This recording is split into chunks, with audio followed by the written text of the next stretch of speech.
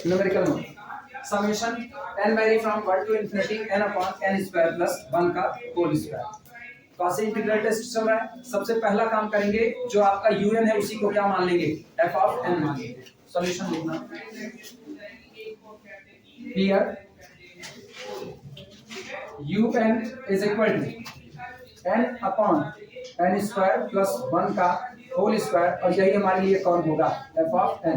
तो this implies that f of x कितना होगा, जहां जहां n है रिप्लेस करो x से, तो ये बनेगा x upon x square plus 1 का होल स्क्वायर। ठीक है, सोच करके जवाब दो, डिक्रीजिंग या increasing? Decreasing. x is equal to 1 put करो, कितना बनेगा 1/4। अच्छा, इसके बाद 2 पुट करो 1। अभी हम कह रहे हैं ना x is equal to 1 put करो, 1/2 का स्क्वायर, और फिर अगला वाला 2/2 दूनी 4 1 5 और 5 25। 1 का 4 हिस्सा और 2 का 25 हिस्सा, ऑब्वियस सी बात है कौन छोटा होगा, ये वाला हिस्सा। 2 रुपए के 25 टुकड़े किए गए।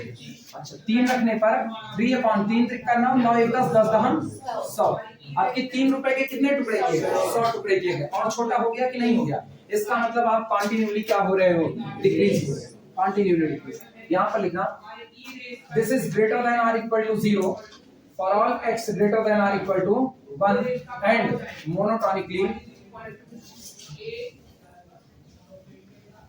Monotonically decreasing.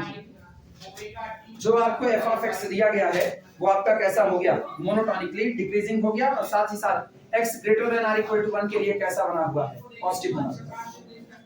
अगर ये दोनों बातें हैं तो CI टेस्ट एप्लीकेबल है, लिख देना this implies that CI test applicable.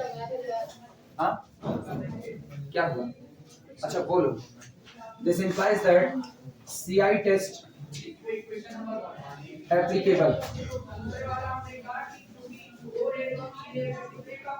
Cauchy integral test आपका कैसा हो गया, एप्लीकेबल हो गया। मेरा अगला काम होगा इसका इंटीग्रेशन करना। ठीक, जो आपका f ऑफ x आया हुआ है, इस f ऑफ x को इंटीग्रेट करो। इंटीग्रेट करने के बाद आई हुई वैल्यू पर लिमिट एंड टेंडिंग कितना अप्लाई कर दो, इंफिनिटी अप्लाई करो। लिखना नाउ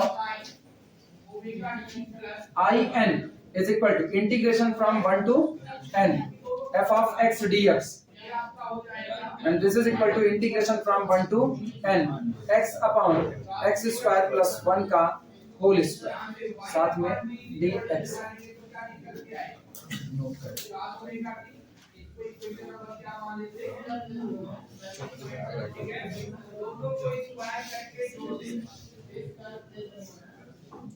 जो लोग सीधे इंटीग्रेट कर सकते हैं वो लोग सीधे इंटीग्रेट कर दें, जिनको दिक्कत लगती है इंटीग्रेशन में वो लोग एक काम करें, पहले तो लिमिट वाला चक्कर भूल जाओ। लिमिट हम लोग फाइनल लगाएंगे आखिरी, हम सीधे इंडेफिनिट इंटीग्रल बना लेते हैं x dx upon x square plus 1 का होल स्क्वायर।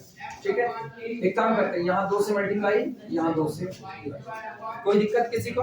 नीचे वाले हिस्से को मान लेते हैं let x square plus 1 is equal to कितना u, तो this implies that 2x dx is equal to कितना du। बोलो ये इंटीग्रल क्या बन गया, 1/2 इंटीग्रेशन du अपॉन नीचे वाले हिस्से का u स्क्वायर बना, यानी इसको लिख सकते हैं 1/2। बोलो u 1/u स्क्वायर का इंटीग्रेशन -1 अपॉन कितना u, तो कुल मिला के इंटीग्रेशन आया -1/2, और u की वैल्यू पुट कर दो x स्क्वायर प्लस, यही आंसर आएगा, सबका सही है यही। चलो दिस इज इक्वल टू, ये अपने पास आ रहा है इंटीग्रेट करने के बाद -1/2 with in bracket x square plus कितना 1, और हम एक काम करते हैं ना, फाइनल लिमिट रख देते हैं 1 से लेकर के। कोई दिक्कत?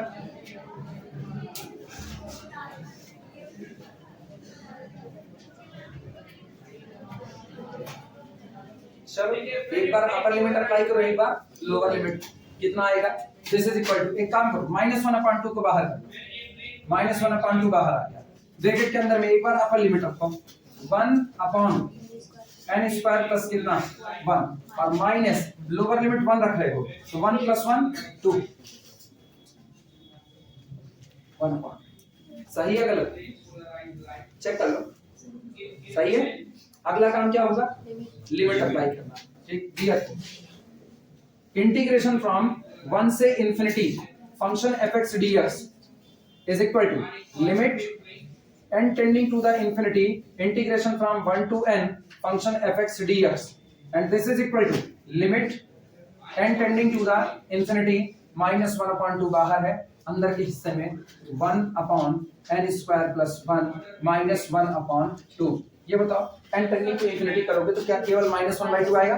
-1/2 -1/2 that is equal to 1/4 1/4, and this does not equal to 0। क्या लिमिट फाइनाइट आई? लिमिट फाइनाइट आने का मतलब ये लिखा गया इम्प्रॉपर इंटीग्रल कैसा? कन्वर्जेंट। सीआई टेस्ट की वजह से अगर आपका इम्प्रॉपर इंटीग्रल कन्वर्जेंस है तो आपकी दी गई सीरीज भी कैसे होगी? कन्वर्जेंट है। खत्म बात।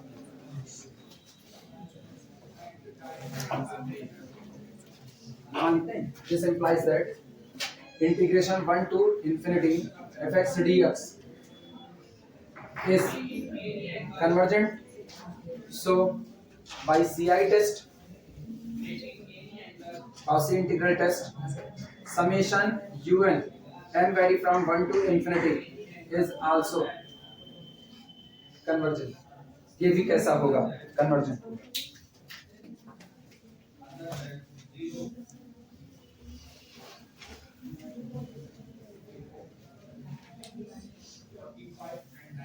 क्या तुम लोग इतना नए साल छुट्टी मांगते हो? क्या मांगते हो? अपने सारी क्लास में रहते हैं सब लोग यही छुट्टी करते हैं। तो या तो पुराने स्कूल में सेलिब्रेट करने जाना होगा। मेरे ख्याल से पुराने स्कूल से इतना लगाव तो है नहीं। इतना लगाव होगा छोड़ के आते ही क्यों? आते ही क्यों? वहीं रहते हैं ना। हाँ, घर जाना किस लिए? यार ये तुम खतरनाक काम वीडियो ना राशन आया वीडियो होते हैं, मतलब तुम ऐसी बात बोलोगे कि हम भी पिघल जाएंगे, पत्थर भी पिघल जाएंगे। नेक्स्ट में क्या? Summation n vary from 2 to infinity 1/n into √n square minus 1। इसकी मजबूरी थी, इसको 2 से चलना था क्योंकि 1 पर ये डिफाइंड नहीं है। चेक करो 1 रखो जरा, मिला? 1 रखने पर कितना हो जाएगा? 1/0 दैट्स द अनडिफाइंड हो जाएगा। इसीलिए यहाँ पर शुरुआत n बराबर कहाँ से हुई है? 2। मतलब आपका इंटीग्रल भी दौड़ेगा कहाँ से? 2 से लेकर के इंफिनिटी तक दौड़ेगा। यही मेन है। और हम एक रिमार्क लिखा चुके हैं n greater than or equal to k के लिए इंटीग्रेशन फ्रॉम k टू कितना था? इंफिनिटी था। सॉल्यूशन लिखना here un is equal to 1/n √n square minus 1, और यही आपका कौन है? f of n है, तो this is equal to f of n। तो इसका मतलब this implies that f of x आपका क्या बनेगा? 1/x into √x square minus 1। सबसे पहले ये बताओ क्या ये पॉजिटिव बना हुआ है? आपकी एक नहीं रखना, आपकी कहां से? 2 से। जरा 2 रखो, 2 दूनी 4 और 1 कम पॉजिटिव, और इधर भी 2 पॉजिटिव, और 1/, समथिंग जो भी आया ना वो निश्चित तौर पे 1 से कम है। लिख ही देते 1/, 2 दूनी 4 में से 1 कम, √3, और यहाँ कौन? 2। अगला हाल देखना 1/, 3 रखना, 3 त्रिक 9, 9 में से 1 कम 8, और बाहर कितना? 3। ये बड़ा कि ये बड़ा? ये बड़ा कि ये बड़ा? अरे रुको, ये बड़ा कि ये बड़ा? ये बड़ा कि ये बड़ा? ये बड़ा। ठीक, मतलब हम लोग जानते हैं 2√3 कन्फर्मली लेस देन 3√8। सही या गलत? इसीलिए तो हम ब्रैकेट मार दिए। हम जान गए तुम लोग पूरा देख रहे हो ना। तुम लोग अर्जुन नहीं। क्या दिखा? बरगद एक पेड़ दिखा, और क्या दिखा? मैं की लड़की चिरई दिखी, चिरई पखना दिखा, फूल दिखा, बस जो पूछा गया वो नहीं दिखा। बाद में अर्जुन से पूछा गया क्या दिखा, भगवान जाने उनको क्या दिखा, लेकिन वो कह दिए सबका फेल हो रहा है, चलो थोड़ा अलग हट करके बताते हैं। हाँ किया और मान लिया, ऐसा हुआ। जरा इसको पलटो, 1/2√3 ग्रेटर देन 1/3। क्या किए? डिक्रीज किए कि इंक्रीज किए? सीरीज में डिक्रीज किए, इसका मतलब आप डिक्रीज कर चुके हो। आपका दिया गया जो फंक्शन f ऑफ x है वो x greater than or equal to 2 के लिए थ्रू आउट पॉजिटिव बना हुआ है और साथ ही साथ मोनोटोनिकली डिक्रीजिंग है। दो नेचर आया, CI टेस्ट एप्लीकेशन क्लियर है। ये याद रखना, मोनोटोनिकली डिक्रीजिंग नहीं होगा तो मुंह खोल करके आप CI टेस्ट नहीं लगा सकते हो कि तुमको फंक्शन दिखा, तुमको लगा वो मेथड बड़ा आसान था, हम इसको इंटीग्रेट कर लेंगे और लगा दो भक्त से। नहीं, पहले उसका नेचर कैसा होना चाहिए, थ्रू आउट पॉजिटिव और इसके साथ साथ monotonically decreasing. Through out positive नजर आया लेकिन मोनोटोनिकली डिक्रीजिंग है, बल्कि कैसा है, इंक्रीजिंग। और तुम टेस्ट लगा करके बैठे हुए हो तो आया हुआ आंसर भी तुम्हारा कैसा होगा, गलत होगा। This is greater than or equal to 0 for all x greater than or equal to 2 and is monotonically decreasing और इसके साथ ही साथ monotonically decreasing है। CI test applicable, this implies that CI test applicable। यहां पर कॉची इंटीग्रल टेस्ट एप्लीकेबल होता है। चलो एप्लीकेबल है तो इंटीग्रेशन निकालते हैं। therefore in is equal to integration limit कहां से कहां तक, 2 से n तक। f of x dx is equal to integration from 2 to n। f of x कितना है, 1 upon x under root x square minus 1 dx। ठीक, दिस इज इक्वल टू, हाँ यहां से जरा बताओ इसका इंटीग्रेशन से याद है, बहुत अच्छी बात है।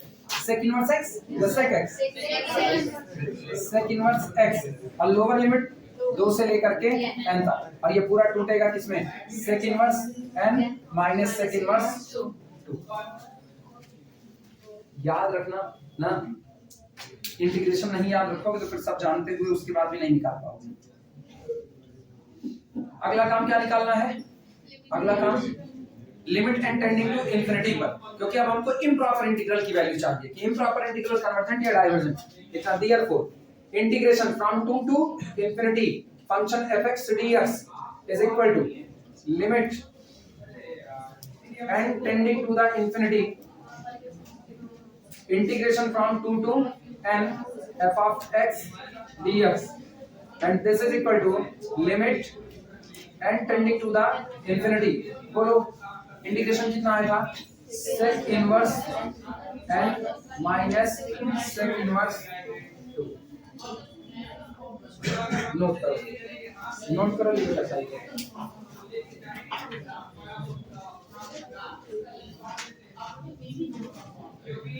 sec कितने पर इंफिनिटी होता है, sec की वैल्यू किस पर इंफिनिटी होती है, किस एंगल पर, π/2 पर,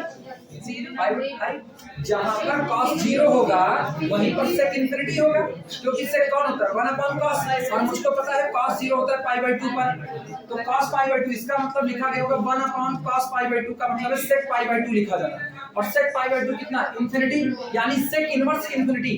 सुनो ये तो बात जानते हो ना कि जब आपसे पूछा जाता है sec इनवर्स x बराबर कितना, इसका फील जानते हो क्या पूछा गया है, sec इनवर्स x बराबर कितना, इसका फील जानते हो क्या पूछा गया है। इसमें केवल एक बात पूछा है, किस एंगल पर sec की वैल्यू कितनी होगी, x, ये पूछा जा रहा है। तो अगर कहीं पर लिखा गया है sec इनवर्स इंफिनिटी, तो इसका मतलब आपसे पूछ रहा है आप वो एंगल बताइए जिस एंगल के sec की वैल्यू कितनी होती है, इंफिनिटी होती है। क्लियर हुआ।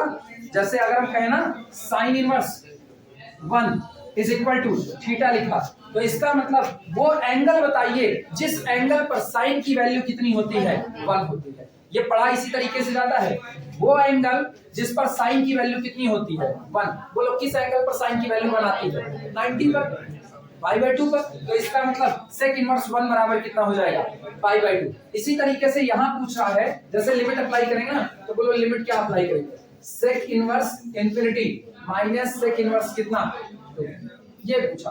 अब ये केवल एक बात पूछा है, किस एंगल पर, देखो इतना लेकिन पढ़ो इसे, किस एंगल पर sec की वैल्यू कितनी होगी, इंफिनिटी। बोलो किस पर, π/2। तो ये हो गया पाई बाई, यहाँ बोला किस एंगल पर सेक की वैल्यू 2 होती है? Pi by 4। सोच का हम कुछ नहीं जानते, हम तो आता ही नहीं।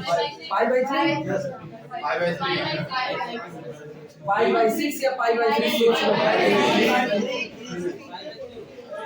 हम नहीं जानते तुम्हारा सही या गलत, तुम जानते, अपने नहीं जानते। Pi by 3। अच्छा, जितने लोगों को कंफ्यूजन है तुम ना गौरहा मेथड अप्लाई करो। जितने लोगों को कंफ्यूजन है, सेक कैसे बनता है? कॉस से बनता है। अरे सेक कैसे बनता है? कॉस से बनता है। पता कर लो कॉस 1/2 कहाँ होता है। जहां cos 1/2 होगा वहीं पर सेक कितना होगा? 2 होगा, क्योंकि उल्टा ही तो होगा। 1/2 का उल्टा कितना? 2 होगा। अब बताओ cos 1/2 कितने पर होता है? 60 पर, क्योंकि sin 30 पर कितना होता है? 1/2 होता है। अरे गौरहा मेथड अप्लाई करो ना तो कुछ नहीं आता है। सुनो इधर ध्यान दो, जब कुछ नहीं आए ठीक तो इस गुमान में नहीं रहता, रास्ता भूल गए तो ठीक है, दावे गाड़ी बढ़े चले जा रहे हैं, बढ़े चले जा रहे हैं, कौन भगवाना मिल गया तो चीज फटा देगा।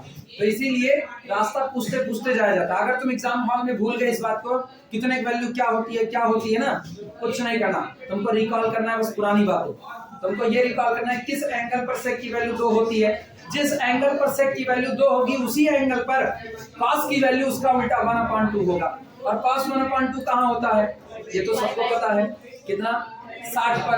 और 60 का मतलब होता है पाई बाई 3, पाई बाई 3 पर ये, तो ये कितना आया? -Pi by 3। अब दोनों को घटा घटा करके क्या answer? Pi by 6, pi by 6। अच्छा, जो एकदम भूल जाए उनके लिए मेरे पास भी इलाज है। जो एकदम भूल जाए, सब भूल जाए, ये बताओ, इधर सुनो वापस आओ। सेक इनवर्स इन्फिनिटी तो याद रहेगा पाई बाई 2 पर, ठीक है। ये भूल गया, नहीं पता चला कितना आया। ये बताओ क्या ये फाइनाइट है कि नहीं? फाइनाइट है। ये जो आएगा एंगल फाइनाइट ही आएगा, इनफाइनाइट एंगल तो नहीं सुने हो ना। तो फाइनाइट माइनस फाइनाइट आंसर कितना होगा? फाइनाइट होगा। तो अपना अगर आंसर फाइनाइट आ रहा है तो मेरा दिया गया इंटीग्रल कैसा होगा? कन्वर्जेंट। तो मेरी दी गई सीरीज कैसे होगी? कन्वर्जेंट। मुझको लिमिट ही नहीं निकालनी, मुझको लिमिट निकालनी ही नहीं है। मुझको केवल इतना कहना क्या मेरी लिमिट फाइनाइट आ रही है या मेरी लिमिट इनफाइनाइट। अगर मेरी लिमिट इनफाइनाइट आ रही है, मेरा इंटीग्रल कैसा होगा? डाइवर्जेंट। और इंटीग्रल डाइवर्जेंट है तो मेरी सीरीज कैसी होगी? डाइवर्जेंट। अगर मेरी लिमिट फाइनाइट आ रही है तो मेरा इंटीग्रल कैसा होगा? कन्वर्जेंट। तो मेरी सीरीज कैसी होगी? कन्वर्जेंट। बस अपने को इतने पचड़े में क्लियर हुआ। तो हम इसको घटा के लिखे ना लिखे, हम यही छोड़ दें, सब सही।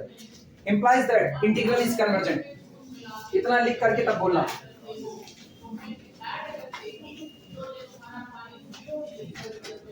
implies that integration from 2 to infinity fx dx is convergent। और अगर ये convergent है तो this implies that summation un n vary from 2 to infinity is also convergent। अगर इंटीग्रल convergent है तो दी गई सीरीज भी कैसी होगी? convergent। नोट करो, चलते हैं उधर का आता है कि नहीं आता है। प्रॉब्लम लिखा, using integral test, using integral test, using integral test discuss the convergence, discuss the convergence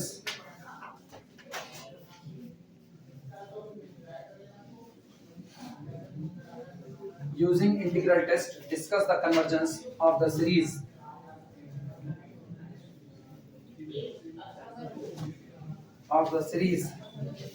summation n vary from 2 to infinity 1 upon n log n to the whole power p,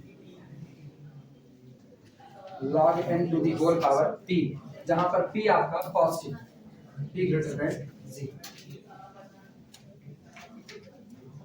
कह रहे हैं आप integral test का इस्तेमाल कीजिए और integral test का इस्तेमाल करते हुए आप इस दिए गए सीरीज की कन्वर्जेंसी का डिस्कशन कीजिए कि आपकी ये सीरीज कैसी होगी, कन्वर्जेंट होगी, डाइवर्जेंट होगी, किस वैल्यू पर कन्वर्जेंट होगी, किस वैल्यू पर डाइवर्जेंट होगी। और ये इन्होंने कह दिया जो आपका p है पावर p वो आपका positive power greater than 1, greater then 0।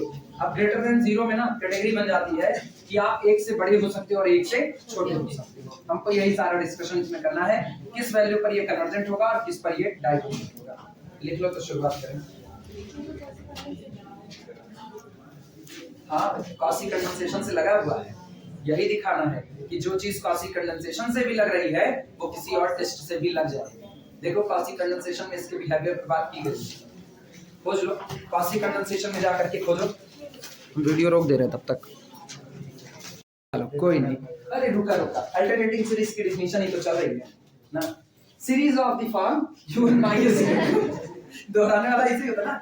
Series of the form u1 minus u2 plus u3 minus u4 plus u5 minus plus so on minus 1 to the power n minus 1 u1 so on. इस तरह की अगर कोई series आपको नजर आती है तो वो कैसी सीरीज होगी? अल्टरनेटिंग सीरीज होगी, जहां पर आपका जो un होगा वो थ्रू आउट कैसा बना रहना है? पॉजिटिव। हर एक n के लिए, मतलब n बराबर 1 भरो कौन आता है? u1 पॉजिटिव होगा। n बराबर 5 भरो कौन आएगा? u5 पॉजिटिव होगा। n बराबर 125 भरो कौन आएगा? u125 वो भी कैसा होगा? पॉजिटिव होगा। बीच में साइन आपके कैसे हैं? Alternative, plus minus plus minus plus minus, और आप टर्म बीच बीच में भरते हो। सोचो ये कुछ ऐसा है ना कि आपने क्या किया, आगे प्लस साइन फिर minus sign, plus sign minus sign, plus sign minus sign बैठा दिया। अब आप अपने झोले में नंबर लेकर के आए हो और नंबर एक एक जगह बैठाते जा रहे हो, जैसे वो नहीं होता पूरी बांटती है। ये आपका वो कौन बैठा है? u1 किस साइन के साथ बैठा है? पॉजिटिव के साथ। अरे नहीं समझ पा रहे, ऐसा प्लस नहीं, न्योता खाने जाते हो तो वही समझते हो। प्लस माइनस, बफर सिस्टम तो कुकुर बोल देता है। माइनस प्लस माइनस, अब इतनी जगह खाली। जो बफर सिस्टम में भी बैठ के खाने की जगह तलाश लेना, वो इस ब्रह्मांड का सबसे विचित्र प्राणी होता है और सबसे ताकतवर होता है कि वो ऐसे भोज में भी बैठने की जगह खोज सकता है जहां दुनिया नहीं बैठना जानती है, वहां भी वो बैठा है। सुनो, अब मेरी झोली में पड़े हुए हैं, इधर देखना, ये बकेट है। ओ कुल्लू खट्टी, इधर आओ। 1 2 3 4 5 6 7 8 9 10 11 12 13 14। बकेट बहुत बड़ी है, डोरेमोन की थैली है, ठीक, खूब बड़ी। अब इसमें से एक एक एलिमेंट निकालो। पहले इसको निकाला, ये कौन है? ये u1 है, यहां रख दो। रख दिया आपने, u1 को पुट कर दिया। अब इसमें से दूसरा एलिमेंट निकालो। चलो हम 2 को निकालते हैं। 2 को निकाले ना तो ये जगह भर चुकी है, आपने इसको यहाँ बीच में बैठा दिया है, ये u1 है। आपकी अगला कौन है? 2। ये कौन है? सेकंड टर्म आप निकाल रहे हो, सेकंड टर्म निकाल के यहाँ रखो, कौन आया? 2। तो ये बताओ u2 आपने कितना भरा? 2 भरा, -2 नहीं भरा। अब की बार किसको निकाल रहे हो? 3 को उठा करके रखो यहाँ पर 3। ये कौन है? u3। क्या दिक्कत? अच्छा, u4 आपस कर दे रहा है, यहाँ आया 4। अब की बार 5 को निकालो, यहाँ आया 5। तो जो प्लस माइनस साइन लगे पड़े थे, अल्टरनेटिव लगे पड़े हुए थे, और उनके बीच में कौन बैठते गए? नंबर उनके बीच में बैठते गए। जब अल्टरनेटिंग प्लस माइनस साइन लगे पड़े थे, उनके बीच में नंबर बैठ गए, तो सीरीज का नाम क्या हो गया? Alternating series. क्लियर हुआ? अगर ये सारे साइन प्लस बैठे होते तो सीरीज अपना नाम क्या देती? Positive term series. अगर सारे नेगेटिव बैठे होते तो नेगेटिव टर्म सीरीज। अब अल्टरनेटिव बैठे तो वही नाम अडॉप्ट कर लिया, कौन हुआ? Alternative series. जैसे बीएससी में पढ़ते हो, पूछता है कहाँ पढ़ते हो ना, कहते हो किन आईपीएसएस में पढ़ते हैं, और उसके बाद पूछ लिया किस क्लास में हो, तो बीएससी कर रहे हैं। अब ये नहीं बताते फर्स्ट ईयर में। सामने वाला अपने आप को मान लिया, अगर सेकंड ईयर का लड़का पूछा होगा, तुमको नहीं पहचाना, क्या भैया थर्ड ईयर में, तुम नहीं बताओगे, तुम दुष्ट, तुम कहोगे हम ही सीनियर हैं, तुम नहीं बोलोगे। क्यों? आप पूरा ना पैकेट का नाम ले रहे हो।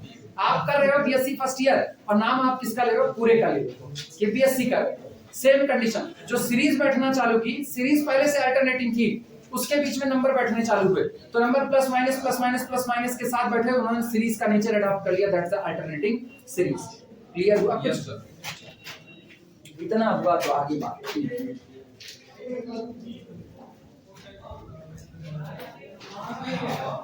एग्जांपल लिखना नहीं लिखना, इट इज डिनोटेड बाय। पूरी सीरीज को आप रिप्रेजेंट कैसे करते हो? It is denoted by, it is denoted by, ये पूरी सीरीज डिनोट की जाती है summation -1 to the power n minus 1 un, जहां पर n vary from 1 to infinity लिखना। ये इस सीरीज को रिप्रेजेंट करने का तरीका होता है। It is denoted by this. 2 example चिपका देना इसके साथ में। पहला एग्जांपल लिखना, एग्जांपल पहला, जो मर्जी वो लिख दो। क्या लिख दो? 1 minus 1/2 plus 1/3 minus 1/4 plus 1/5 minus plus, so क्या अल्टरनेटिंग सीरीज है?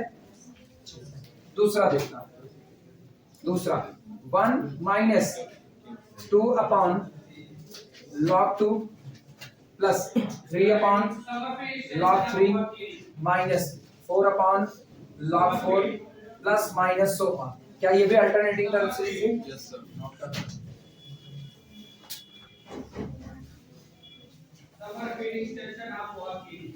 और यहां से वो थ्योरम स्टार्ट होती है जो एग्जाम में पूछी गई है, दैट्स कॉल्ड अल्टरनेटिंग टेस्ट। एक अल्टरनेटिंग सीरीज के लिए आप टेस्ट लिखने चल रहे हो, वो सीरीज कब कन्वर्स करेगी, कब डाइवर्स करेगी, और बाय नेम इसको कहते हैं लेबनिट्ज टेस्ट। नोट कर लो, शुरुआत।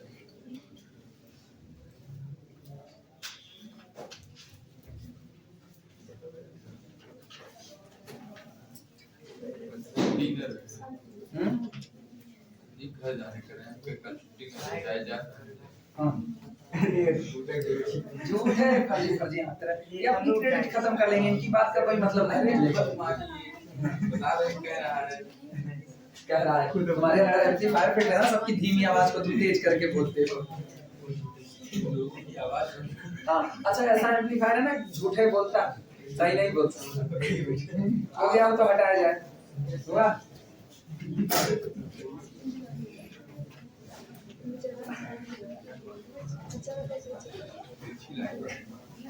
ये पता है, ये तगड़ी वाली समाज सेवा करते हैं। वो वाली समाज सेवा ना, आप सड़क पार हो चुके हो फिर भी कहेंगे आपको पार करना। ये बहुत समाज सेवा है। ऐसी समाज सेवा मत करना कभी। हेडिंग डालना, हेडिंग क्या? हाँ पहले तो थ्योरम लिखो, most important theorem.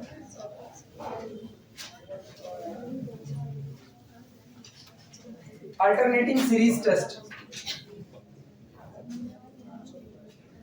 Alternating series test, alternating series test, इसी को दुनिया कहती है लेबनिट्ज टेस्ट या लेबनिट्ज थ्योरम।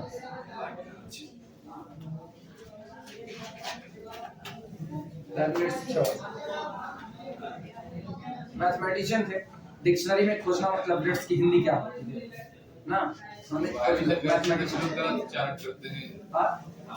गलत तो इस दुनिया में बहुत चीज का उच्चारण होता है ना, सही किसको कहेंगे? सबसे पहले तो ना डीएल हॉस्पिटल रूल नाम बर्बाद कर दिया। वो हॉस्पिटल है तो उसको हॉस्पिटल कहना चालू कर दिए ना, कुछ दिन में किसी टेस्ट को आईसीयू टेस्ट करना चालू कर दिए, कुछ भी ना। सबसे ज्यादा धोखा अगर किसी के साथ, सबसे ज्यादा किसी के साथ नाम की बर्बादी हुई है तो डिस्ट्रिक्ट के साथ हुई है। वो दिगिस्ले और उसको डिस्ट्रिक्ट जीप फंसनी चालू कर दी अपनी, तो उसको दिगिस्ले नहीं, लिखने में स्पेलिंग दिक्कत आने लगी। हिंदुस्तान में सबसे ज्यादा अंग्रेजी के नाम बिगाड़े जाते हैं क्योंकि हम जैसे लोग यहाँ विद्यमान हैं। अपने को अंग्रेजी आती नहीं है तो अपने को वही चीजें पढ़नी है जो अपने से स्पेलिंग अच्छे से याद रहे। तो स्पेलिंग याद रहने के चक्कर में दिगिस्ले से डिस्ट्रिक्ट हो गया, और वो आज भी चल रहा है डिस्ट्रिक्ट। स्टेटमेंट लिखा जाए, लिखना स्टेटमेंट, अरे लिखो स्टेटमेंट।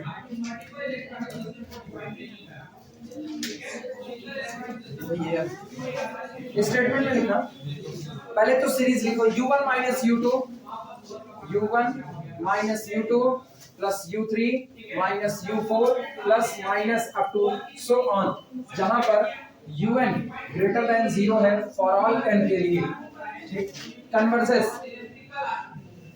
कन्वर्जेस इफ ये दी गई अल्टरनेटिंग सीरीज कन्वर्जेंट होगी अगर ये कुल दो शर्तों को पूरा करे। पहली शर्त लिखना, सबसे पहली शर्त un is greater than or equal to un plus 1 for all n, un is greater than or equal to un plus 1 for all n। अभी लिखो, अभी समझाते हैं करना क्या है। दूसरी बात, and second limit n tending to the infinity un is equal to 0।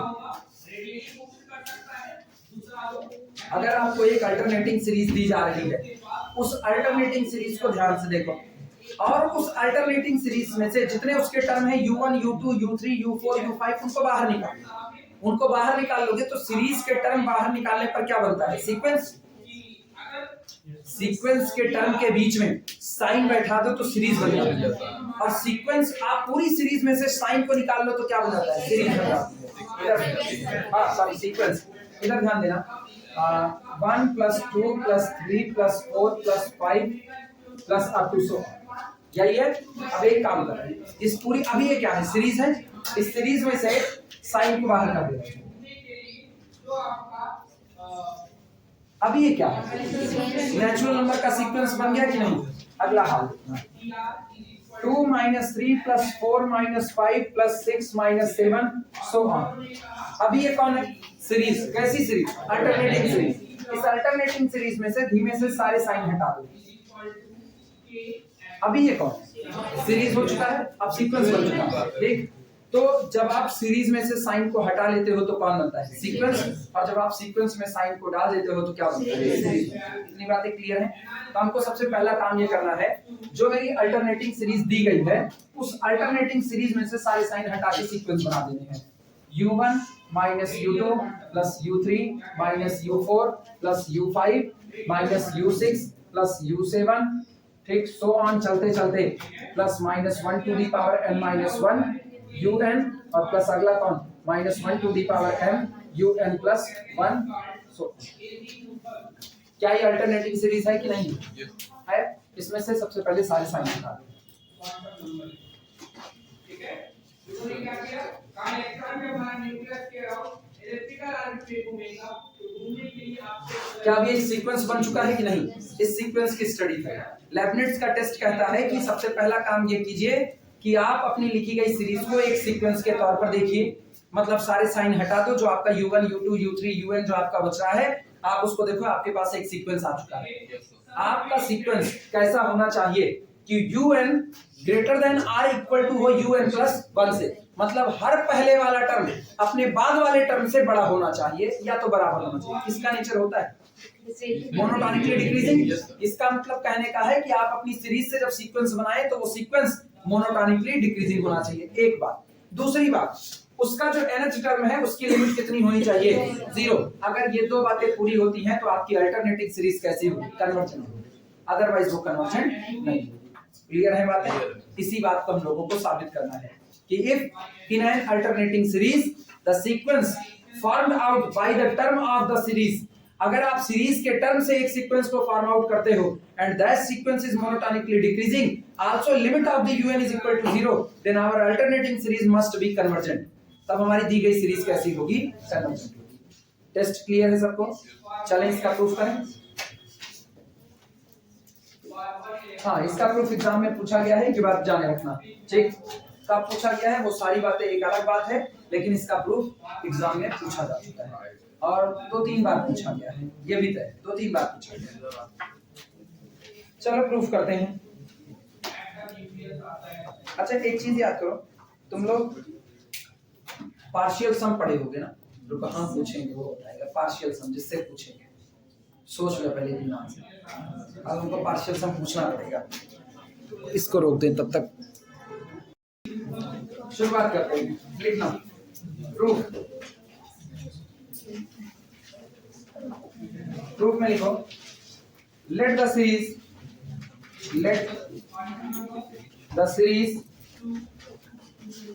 Summation -1 to the power n - 1 un, ठीक, let the series be summation -1 to the power n un, ठीक, and for this series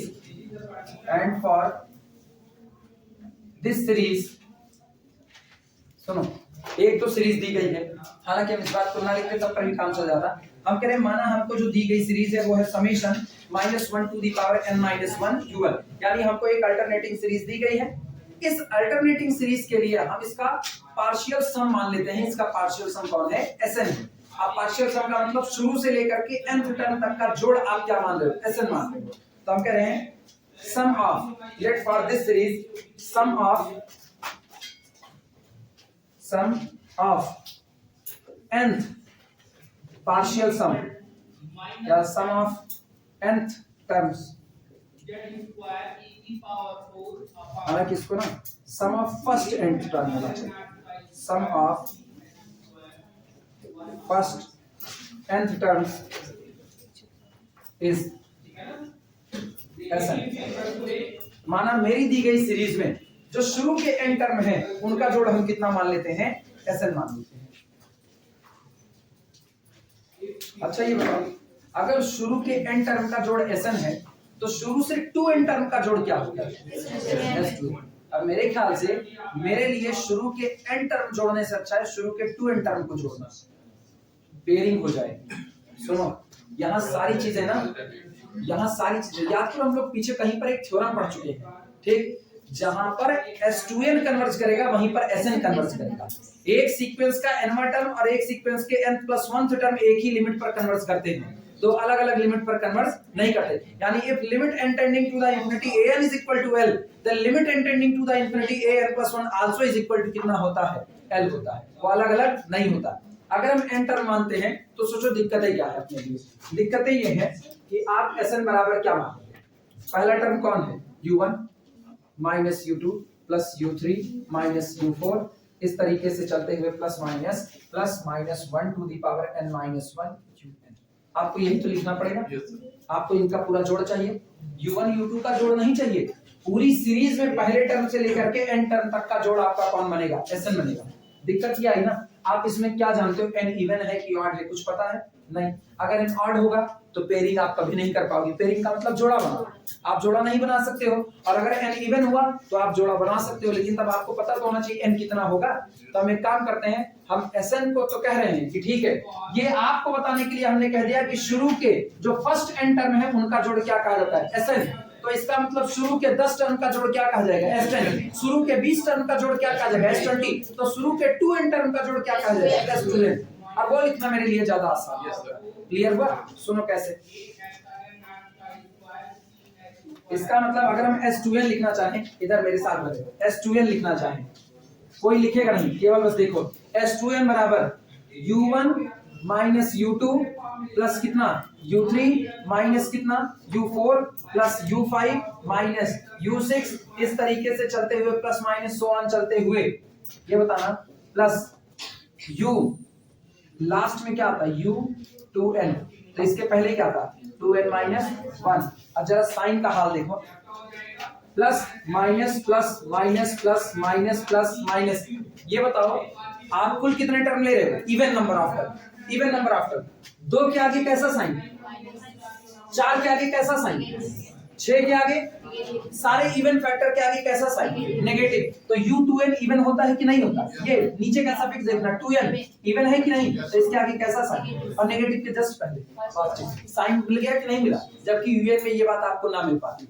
अब जरा गौर करो, अपनी pairing हो सकती है,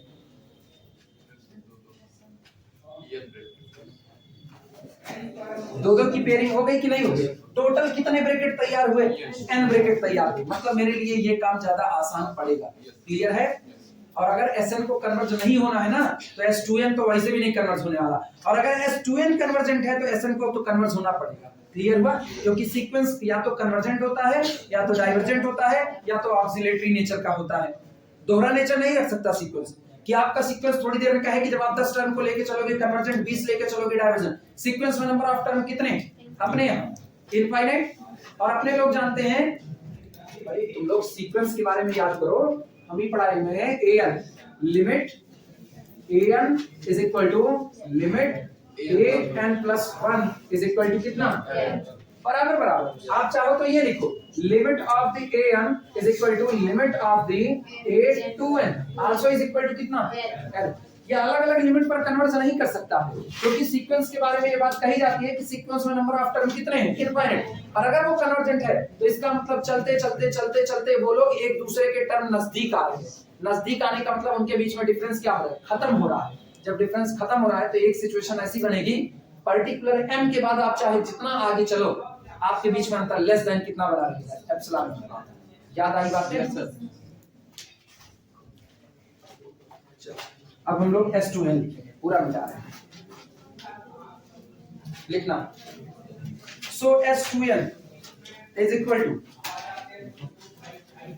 सो S2n is equal to U1 minus U2 plus U3 minus U4 plus U5 minus U6 plus minus so on plus U2n minus 1 और minus U2n। वो पार्टनर वाला आप रहा है ना, आ रहा है। चलिए S2n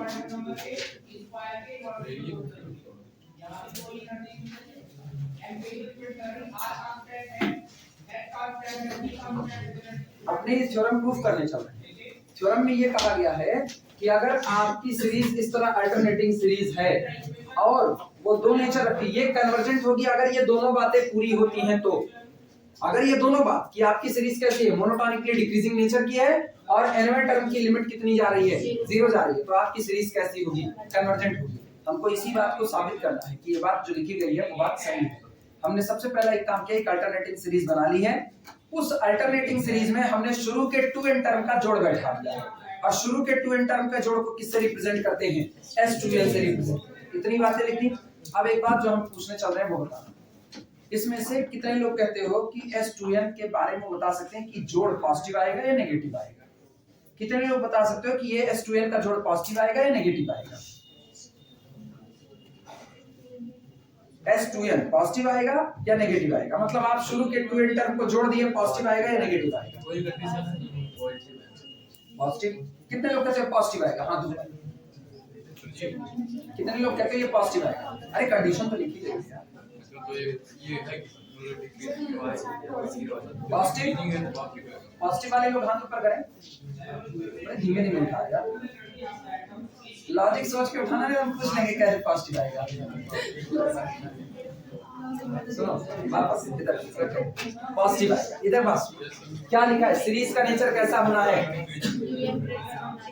un बड़ा होगा, un+1 छोटा होगा और या तो दोनों बराबर होंगे, मतलब बाद वाला टर्म छोटा होगा। तो ये बताओ, इधर वापस मेरे साथ लौटो, u1 और u2 में कौन बड़ा कौन छोटा? u1 बड़ा u2 छोटा। जरा पेयरिंग करो, आप बड़े में से छोटा घटा रहे हो, ये टुकड़ा कैसा रहा, पॉजिटिव रहा, ठीक है। अगला u3 और u4 में कौन बड़ा कौन छोटा? u3 बड़ा है, आगे साइन कैसा रखा है, प्लस का, और ये कौन है, u4, ये बड़ा है ये छोटा है, ये पूरा ब्रैकेट कैसा, पॉजिटिव। पॉजिटिव में पॉजिटिव जुड़ेगा तो क्या आएगा, पॉजिटिव। आपकी u5 u6 में कौन बड़ा, u5 है, क्योंकि देखो ना लिखा गया un ग्रेटर देन और इक्वल टू un+1, तो u5 बड़ा होगा, u6 छोटा, ज्यादा ज्यादा दोनों बराबर होंगे, बराबर होंगे तो आंसर कितना देगा, ये सब 0। अदरवाइज फिर से पॉजिटिव हुआ तो सोचो non negative non negative non negative, last वाला भी कैसा, नॉन नेगेटिव, तो सम भी कैसा आया, नॉन नेगेटिव, मतलब ये सब कभी भी नेगेटिव बैठने वाला नहीं है। क्लियर है बातें? चलो लिखने की शुरुआत। ऐसे इसके नीचे दिखा देना, पॉजिटिव पॉजिटिव पॉजिटिव पॉजिटिव। अच्छा हम पॉजिटिव लिख रहे हैं, वास्तविकता में इसको नॉन नेगेटिव लिखना चाहते हैं, वास्तविकता में नॉन नेगेटिव। अरे जीरो भी तो हो सकता है, बराबर हो गए तो जीरो हो गए, तो पॉजिटिव लिखना थोड़ा सा गलत माना जाता है। तुम लोग लिख दियो पॉजिटिव, नहीं लिखे हो, नहीं लिखे तो बहुत अच्छी बात है। ऐसे नहीं, ऐसे अब उतना बड़ा नॉन नेगेटिव कैसे लिखेंगे, greater than or equal to 0, greater than or equal to 0, greater than or equal to 0, greater than or equal to 0, ऐसा, ठीक। नेगेटिव नहीं हो सकता, जीरो हो सकता है, पॉजिटिव हो सकता है, नेगेटिव नहीं हो सकता। तो तय हो चुका है S2n कैसा है, पॉजिटिव। अब यही नेचर याद रखना, S2n पॉजिटिव होगा। हाँ हाँ भाई, मतलब ऐसे लिखे, it is non negative, it is non negative. अरे यहाँ से कुछ करने वाले हैं ना, इसीलिए कर रहे, इट इज नॉन नेगेटिव।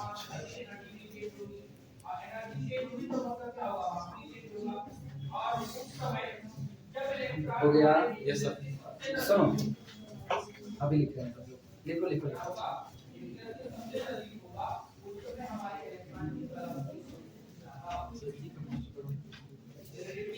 क्या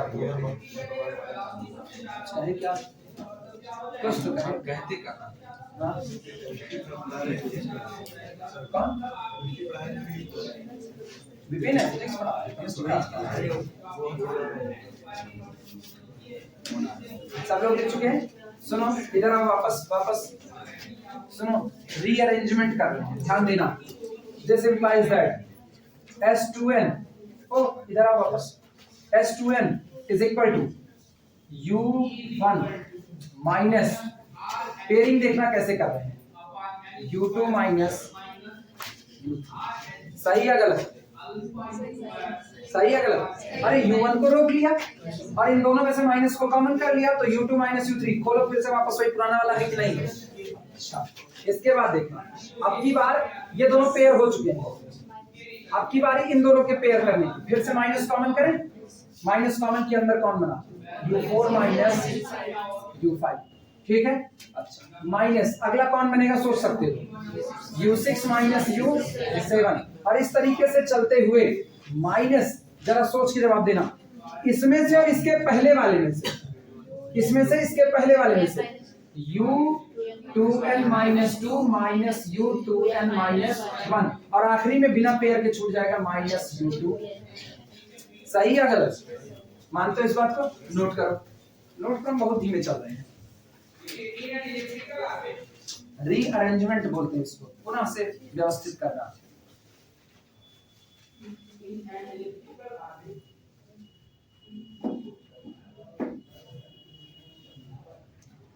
और यहां से हम एक बात लिखते हैं, S2n is equal to, 2 minute रुको, 2 मिनट सब लोग खोपड़ी ऊपर करो, इधर आओ। इसको हम लिखना चाहते हैं U1 माइनस, ब्रैकेट के अंदर में हर जगह माइनस सजा पड़ा है, कॉमन कर ली, जो चीज हर जगह पर मौजूद है आप उसको ले सकते हो। U पूरे में से माइनस को बाहर किया, अब बोलो अंदर में क्या बच रहा है, U2 माइनस U3, फिर अगला प्लस, अगला कौन है, U4 minus U5, plus so on चलते चलते, plus U2n minus 2 minus U2n minus 1, और फिर प्लस कितना, U2n। अब इतना लिख लो, फिर हम लॉजिक बोलेंगे, पहले इतना लिख लो।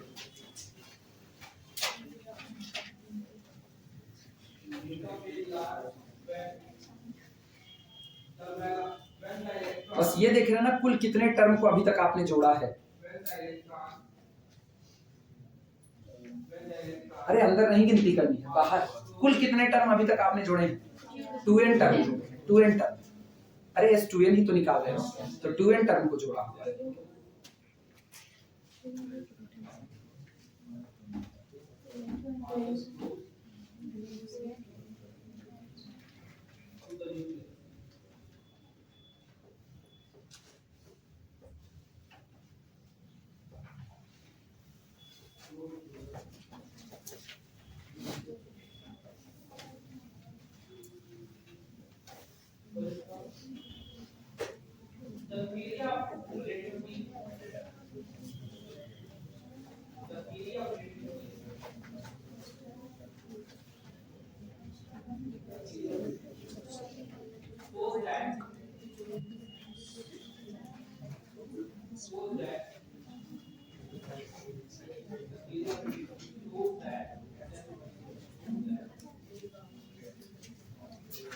लिख लेना तो बताना। सब लोग लिख चुके हैं, सब लोग लिख चुके हैं। अच्छा वापस लौटो, इधर मेमोरी को फिर से अपने बूट करो। S2n को अभी अभी आप क्या बोले हो, पार्टिकुलर केस में पॉजिटिव, पर्टिकुलर केस में पॉजिटिव, ठीक है। अच्छा क्या बताना, अगर ये पॉजिटिव है तो यही तो S2n ये भी है, ये भी कैसा पॉजिटिव, और यही S2n तो आपने यहाँ पर लिखा, ये भी कैसा है पॉजिटिव।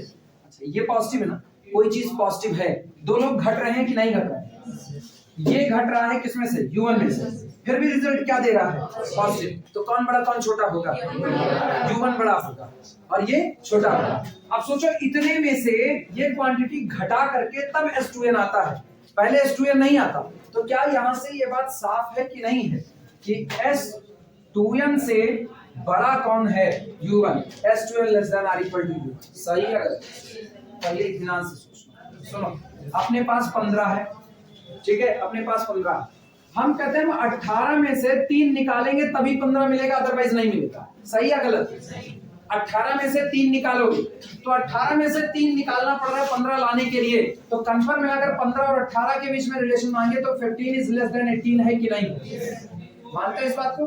अच्छा फिर सुनना, और मेमोरी निकाल करोगे।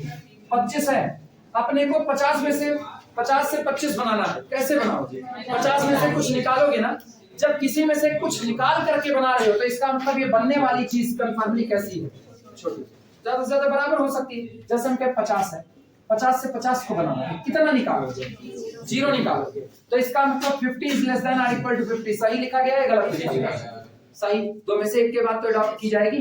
ठीक, अब ये बताना S2n को बनाना था, U1 में से इतना निकाल दिया गया, तो इसका मतलब U1 में से इतना निकाल दिया गया, क्या पता ये 0 निकाला गया हो, तो इसका मतलब अब क्या पता कुछ निकाला ही गया हो, तो S2n इज लेस देन और इक्वल टू कितना होगा? U1, सही, नोट करो, this implies S2n is less than or equal to U1. S2n is less than or equal to S2n कौन था? S2n कौन था? सम ऑफ फर्स्ट 2n टर्म था कि नहीं था? इसका मतलब सुनो, इधर इधर इधर 2 मिनट ना लिखो, वापस आओ इधर, 2 मिनट ना लिखो, ना लिखो, पहले बात को समझ लो। मेरे पास एक सीक्वेंस बना रहा होगा, सम ऑफ पार्शियल सम का सीक्वेंस, जिसका पहला मेंबर कौन था, फिर कौन था, फिर कौन था, इस तरीके से चलते चलते कौन था, फिर इसी तरीके से चलते चलते कौन आया, और इसी तरीके से ये बात चलती है। इनफाइनाइट टर्म है कि नहीं? और हम कह दिए हैं S2n एक जनरल टर्म है, क्या इस सीक्वेंस का जनरल टर्म S2n है कि नहीं है? आप n की वैल्यू कुछ भी रखो, मिल जाएगा कि नहीं मिलता? जरा n बराबर 1 रखो, कई टर्म का जोड़ मिला? 2 टर्म का, S2 मिला ना। n बराबर 3 रखो, कई टर्म का जोड़ मिला? 6 का। n बराबर 10 रखो, कितने का जोड़ मिला? 20 का। यही तो मिल रहा है, तो इसका मतलब आपको यहाँ पर कुल जितने मिल रहे हैं इसमें ये कौन है? General term. और जनरल टर्म दावा कर रहा है कि हम U1 से या तो छोटे हैं या तो बराबर। जब जनरल टर्म इस दावे को कह दिया, जरा n बराबर 4 रखो, सॉरी n बराबर 4n रख दो, n को हटा करके कितना कर दो? 4n। सोचो यहाँ कौन आएगा? S8n आएगा कि नहीं? और S8n भी निश्चित तौर पर किसी ना किसी से छोटा होगा कि नहीं होगा? यानी आप कहने चल रहे हो ये जो आपका सीक्वेंस ऑफ पार्शियल सम आया है, ये सीक्वेंस ऑफ पार्शियल सम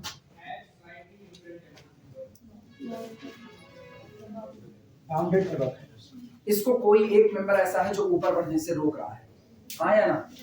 अरे मानते इस बात को कि नहीं मानते? आप क्या किए ये बताओ, सुनो, तुम लोग घबरा जाते हो। S2n आया, S2n का मतलब है आपके सीक्वेंस का जनरल मेंबर, और मेरे सीक्वेंस का जो जनरल मेंबर है वो पर्टिकुलर एक नंबर U1 आपकी सीरीज का पहला टर्म है। सीरीज का पहला टर्म कोई तो नंबर रहा होगा, उस नंबर से या तो छोटा है या तो बराबर है। मतलब S2n को U1 अपने से आगे जाने नहीं दे रहा। जब अपने से आगे जाने नहीं दे रहा है तो इसका मतलब सीक्वेंस के सारे टर्म इससे कम बैठ रहे होंगे, और जब टर्म इससे कम बैठ रहे हैं तो ये किसका काम कर रहा है? ऊपर से रोकने का। That's called the upper bound. तो मेरे सीक्वेंस के लिए क्या ये अपर बाउंड का काम कर गया कि नहीं? It means our sequence of the partial sum must be bounded ever.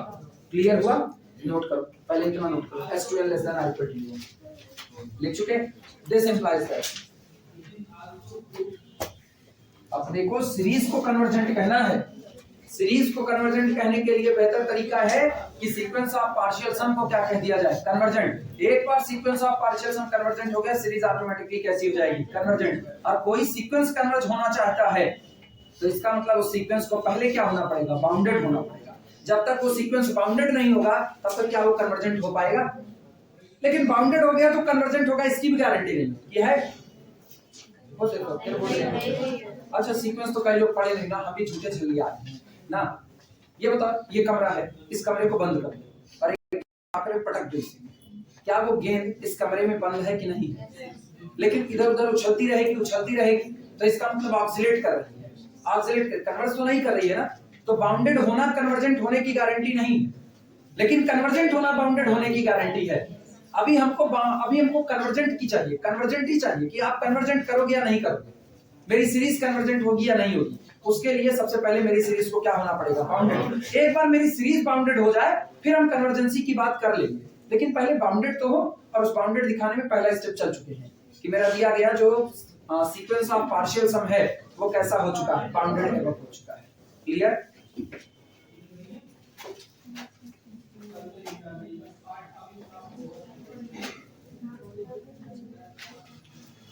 लिखना दिस इंप्लाइज दैट, ये बात आपको बताती है, this implies that the sequence of partial sum, इसको ऐसे ही पढ़ना, the sequence of partial sum is bounded above,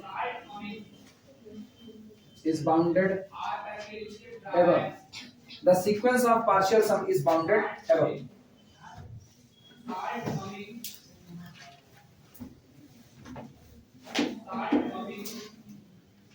चलो ये पता करते हैं, मेरा दिया गया सीक्वेंस मोनोटोनिकली इंक्रीजिंग है या नहीं। अगर मेरा सीक्वेंस, गौर करना, अगर मेरा सीक्वेंस मोनोटोनिकली इंक्रीजिंग है, दिमाग चलाना, अगर मेरा सीक्वेंस मोनोटोनिकली इंक्रीजिंग है तो हम लोग थ्योरम पढ़ते हैं, अगर कोई सीक्वेंस धीमे धीमे धीमे धीमे बढ़ रहा है लेकिन बाउंडेड अबव है तो कहीं ना कहीं पर वो कन्वर्ज करेगा। Every monotonically increasing sequence which is bounded above must be convergent.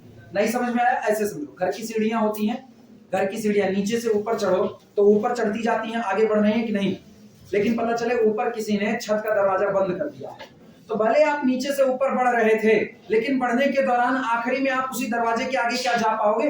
दरवाजा तो बंद कर दिया गया, तो आप बाउंडेड एबव हो। बाउंडेड एबव हो तो आप ज्यादा से ज्यादा कितना चढ़ सकते हो? जा करके उसी दरवाजे के पास खड़े रहो, तो बस दरवाजा खटखटा रहा, खुलेगा तो पार करोगे, नहीं तो वहीं रुके रहोगे। कन्वर्जेंट हो कि नहीं?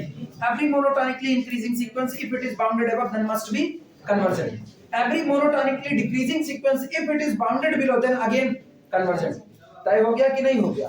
ठीक। अरे तुम्हारे पेट में खाना जा रहा है, जा रहा है, जा रहा है, अपनी जो अतड़ी पतड़ी होती है, पेट होता है, वैसे इतने झील बंद होता है, ठीक। अब इतने के बंद है, तुम खाना यहाँ बढ़ते बढ़ते बढ़ते बढ़ते बढ़ते बढ़ते यहाँ तक लेकर चले आए, अब यहाँ नकिया तक खा लोगे तो उल्टियां तो करोगे, तो इसका मतलब जितना भी खा रहे हो बाउंडेड रखे हो।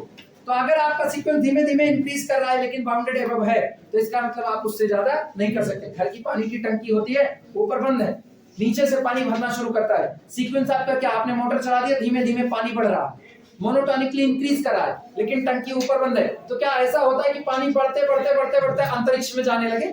ये नहीं, वहीं से बहना चालू हो जाएगा, उतने कहीं जगह आप छोड़ करके रखे हो।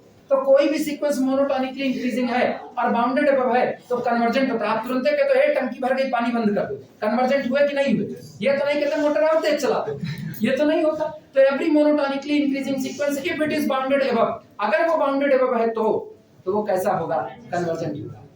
लेकिन अगर वो बाउंडेड अबव है नहीं है तो क्या वो कन्वर्जेंट हो पाएगा? तब तो डाइवर्ज कर जाएगा। तो हम एक नेचर पता कर लिए कि मेरा दिया गया सीक्वेंस कैसा है, बाउंडेड अबव है, एक पता कर लिए। अब पता करते हैं इंक्रीजिंग है कि नहीं है। क्यों हम डिक्रीजिंग नहीं पता करें? क्योंकि मुझको पता है हम क्या लगाए हैं, बाउंडेड अबव। बाउंडेड अबव लगाए हैं तो मतलब ऊपर से बंद किए तो अपने को इंक्रीजिंग चाहिए, अभी बाउंडेड बिलो वाली कंडीशन नहीं है। अच्छा एक चीज गौर करो, जब आप पार्शियल सम का सीक्वेंस बना रहे थे ना, सीक्वेंस एसएन बना रहे थे, तो आप पहला क्या लिए? u1 लिए, फिर आपने दो टर्म को जोड़ा, मतलब u1 माइनस, सही है गलत?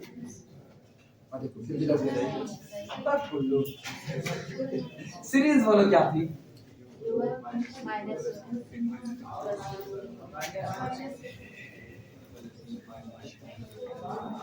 यही तो था, केवल पहला टर्म लो, पहला टर्म।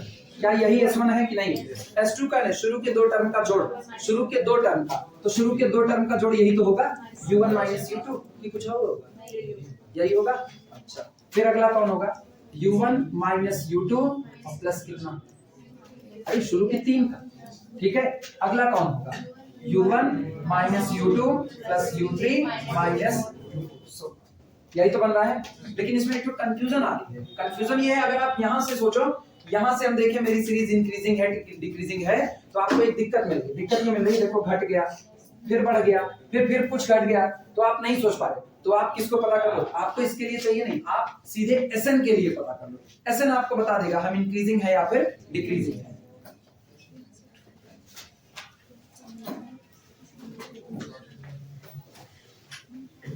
चलो लिखना, now S2n plus 2 minus S2n। बचत का तरीका यही है, बचत का तरीका ये है ना कि S2n, सोचो जब हमको पेयर नहीं मिल रहे थे तो हमने सीधे 2n कर दिया, मिल गया पेयर। जब आप S2n कर दोगे आपको पेयरिंग मिल चुकी है, लेकिन अगर आप 2n के बाद 2n प्लस 1 लोगे फिर आपको यही माइनस साइन खपाएगा, ये आपको दिक्कत देगा। तो आप क्या करो ना, दो टर्म आगे छोड़ो, S2n प्लस 2 माइनस S2n, बोलो कितना आएगा? अच्छा कई लोग रिजेक्ट हो रहे हैं। S2n + 2 तैयार करो, पहले मेरे साथ तैयार करो। U1 अरे ग्रुप गति U1 minus U2 plus U3 minus U4 चलते चलते चलते चलते U2n किस साइन के साथ? माइनस के साथ। अरे इवन की आगे माइनस था, अब तो साथ जिंदा रहो मेरे। ठीक, तो अगला कौन होगा? बस इतना। ये आपका कौन है? ये आपका है S2n।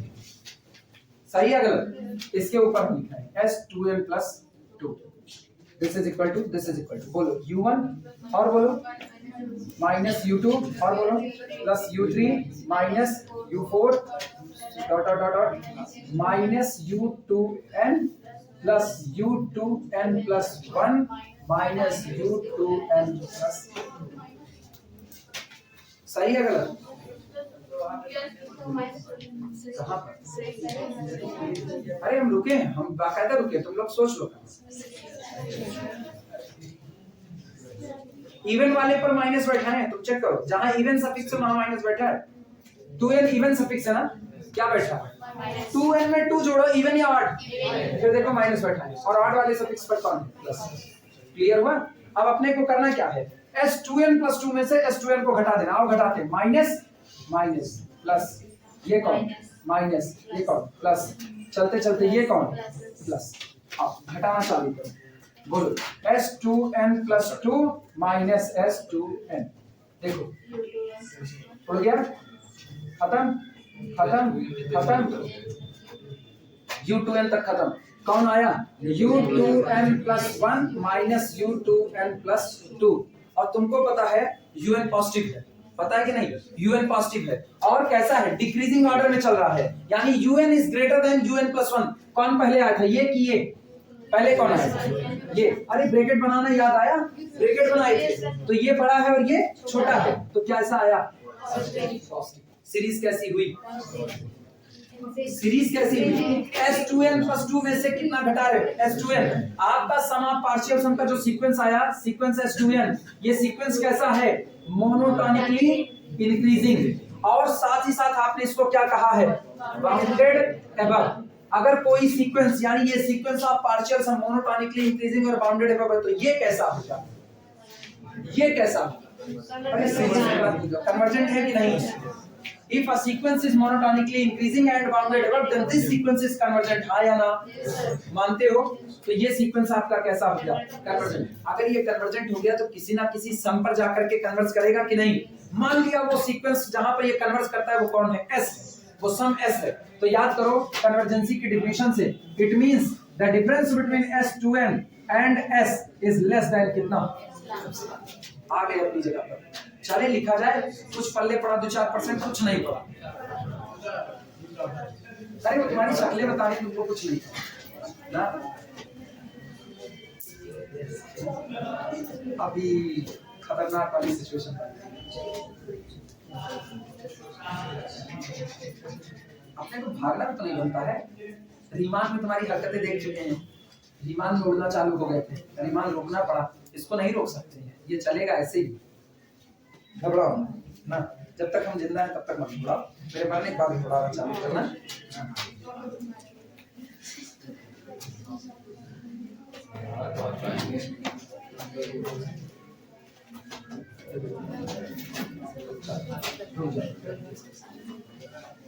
सुनो, पुराना वाला रिकॉल। सबसे पहले आपको क्या दी गई? एक सीरीज दी गई। सीरीज क्या दी गई? साथ साथ आप जाओ, साथ साथ जुड़े रहो तब पता है। सीरीज दी गई U1 minus U2 plus U3 minus U4 plus U5 so on, that's the alternating series. Series के साथ एक बात कह दी गई कि आपके जितने भी U1 हैं वो पॉजिटिव बने हुए हैं। साइन आगे नेगेटिव नेगेटिव पॉजिटिव है, उसकी बात नहीं है, लेकिन आपके जो टर्म रखे गए U1 U2 U3 UN, ये कैसे पॉजिटिव?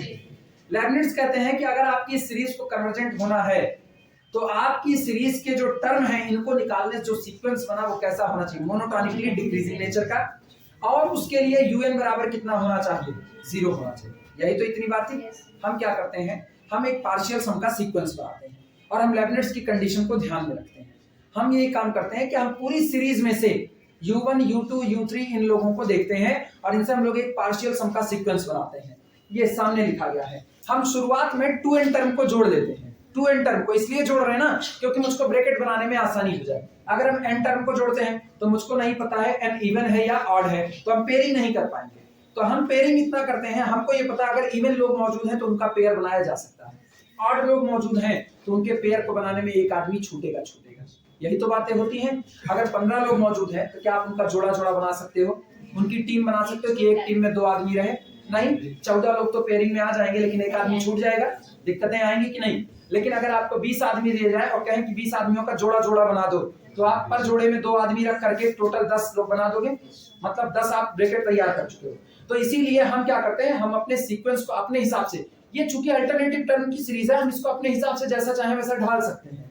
तो हम इसमें से 2n टर्म को ले लेते हैं और शुरू के 2n टर्म का जोड़ बैठा लेते हैं। तो शुरू के 2n टर्म का जोड़ होता है S2n = U1 - U2 + U3 - U4 + U5 चलते चलते U2n - 1 और U2n। सवाल उठता है कि U2n पर पॉजिटिव साइन लगेगा या नेगेटिव लगेगा। तो हम सीरीज के शुरू के नेचर को देखते हैं। हमको मिलता है यहाँ कौन है, इवन, तो आगे साइन कैसा, माइनस। आगे कौन है, इवन, तो साइन कैसा है, माइनस। ये कौन है, इवन, साइन कैसा है, माइनस। मुझको एक नकल मिलती है कि जब जब नीचे सफिक्स इवन बैठ रहा है तब तब आप आगे क्या बैठ रहे हो, माइनस। तो हम कहते हैं लास्ट वाला ये U2n कैसा है, इवन या ऑड? 2 का मल्टीपल इवन होता है, 2 का मल्टीपल इवन, तो साइन क्या बैठा है, नेगेटिव। जाहिर सी बात है, अल्टरनेटिंग सीरीज थी तो अगला साइन कौन होगा, पॉजिटिव, पहला वाला पॉजिटिव। इतनी बातें सबको क्लियर हो? इसके बाद फिर हम एक काम करते हैं, हम केवल अपने सीक्वेंस का नेचर पता करना चाहते हैं कि मेरे पार्शियल सम का जो सीक्वेंस तैयार हुआ है इसका नेचर क्या है। क्योंकि अगर मुझको पार्शियल सम के सीक्वेंस का नेचर पता चल जाए तो हम सीरीज के नेचर की चर्चा कर सकते हैं। तो पहले तो हम पार्शियल सम का नेचर पता कर रहे हैं। उस नेचर को पता करने के दौरान हमने S2n बना लिया। S2n is the sum of first 2n terms. शुरू के जो आपकी सीरीज में 2n टर्म थे आपने उनका जोड़ बैठा दिया है। क्लियर है इतनी बातें? इतने में किसी को कोई डाउट नहीं? अब सुनना, हमने एक काम किया, में से इसको सेटिंग करते हैं। S2n = UN को रोक लेते हैं और माइनस को कॉमन करते हैं, U2 U3 के साथ बैलेंस करवा देते हैं। क्लियर हुआ? तो U2 माइनस कितना बना, U3। फिर माइनस को कॉमन करते हैं, U4 को U5 के साथ ले आते हैं। फिर माइनस कॉमन करते हैं, 6 को 7 के साथ ले आते हैं। ठीक, मतलब जो इवन बाद में बैठ रहे थे उन इवन को पहले बैठाना शुरू कर दिया। गौर करो, 2 इवन सफिक्स है कि नहीं, 4 इवन सफिक्स है या नहीं, 6 इवन सफिक्स है। अब की गौर करो, अब की बार इवन सफिक्स पहले, ऑड सफिक्स बाद में, इवन सफिक्स पहले, ऑड सफिक्स बाद में। हम ये रीअरेंजमेंट कर देते हैं, इसको बोलते हैं रीअरेंजमेंट कर देना। कर दिया सारा रीअरेंजमेंट। इतना रीअरेंजमेंट करने के बाद पता चलता है ना सारे साइन इधर बारात में माइनस सच गए हैं। पूरा माइनस कॉमन कर लेते हैं, बनता है U1 - this quantity, U1 - this quantity. अच्छा, ऊपर से ही पता चल जाता है कि चूंकि लेबनिट्ज की बात को मान के चल रहे हैं, इसका मतलब U1 बड़ा होगा, U2 छोटा। तो ये टर्म कैसा रहेगा, नॉन नेगेटिव। ये कैसा रहेगा, नॉन नेगेटिव। जब आप सारे टर्म ही भर दिए हो कैसे, नॉन नेगेटिव, तो क्या ये बेचारा नेगेटिव आ पाएगा? नहीं। तो दिस इज आइदर 0 और पॉजिटिव, या तो सम 0 हो जाएगा और या तो सम पॉजिटिव बना रहेगा। तो वही तो S2n यहाँ पर है, ये भी पॉजिटिव रहेगा और ये पॉजिटिव रहेगा। तो U1 को अकेला करो, माइनस को बाहर, ये पूरा ब्रैकेट तैयार हुआ कि नहीं? तुमको ये भले U2 U3 दिख रहे हैं, दिखना नहीं चाहिए, तुमको ये दिखना चाहिए जैसे एक नंबर में से कोई नंबर घटाया गया है। भाई सीरीज के टर्म है, सीरीज के टर्म में नंबर ही तो भरे गए हैं और नंबर को आपस में जोड़ोगे घटाओगे तो क्या तैयार होगा, नंबर। तो ये भी कौन होगा, U1, सीरीज का पहला टर्म, कोई नंबर रहा होगा। इतने लोगों को जोड़ने घटाने के बाद जो आएगा वो कौन होगा, नंबर। तो सोचो आप क्या करोगे, S2n को बनाने के लिए एक नंबर में से एक नंबर को घटा रहे हो, यही तो कह रहे हो। S2n को बनाने के लिए नंबर में से नंबर को घटा रहे हो और जो बन रहा है वो कैसा है, पॉजिटिव, मतलब नॉन नेगेटिव। पॉजिटिव है, चलो पॉजिटिव कहो, तुमको जल्दी समझ आएगा। ये पॉजिटिव है। ये बताओ, जब किसी में से किसी को घटा करके पॉजिटिव बना रहे हो तो इन दोनों में कौन छोटा कौन बड़ा, U1 बड़ा होगा और ये छोटा होगा। अब सोचो U1 में से कुछ निकालने पर S2n आ रहा है, तो इसका मतलब इन दोनों में कौन बड़ा कौन छोटा, S2n छोटा होगा और U1 बड़ा होगा। यानी हमको यहाँ से एक बात मिलती है, यहाँ से हम लिख सकते हैं, it means S2n is either less than U1 और इक्वल टू। इतनी बातें सब लोग सहमत हो? मतलब हमको एक नेचर मिल चुका है कि मेरे सीक्वेंस का जो जनरल मेंबर था, मेरा सीक्वेंस कौन था, सीक्वेंस ऑफ पार्शियल सम। मेरे सीक्वेंस का जो जनरल मेंबर था वो पर्टिकुलर एक नंबर U1 से या तो छोटा है या तो बराबर है। मतलब U1 मेरे दिए गए सीक्वेंस के टर्म को आगे जाने नहीं दे रहा है। ये बात आप किसके लिए लिखे हो, आगे जाने नहीं दे रहा। तो इसका मतलब ये क्या बन चुका है, ये अपर बाउंड बन चुका है। एक बात तय हो गई, कि जिस पार्शियल सम के सीक्वेंस को हम लेकर के चले थे वो पार्शियल सम का सीक्वेंस बाउंडेड एबव हो चुका है, बाउंडेड एबव हो चुका है।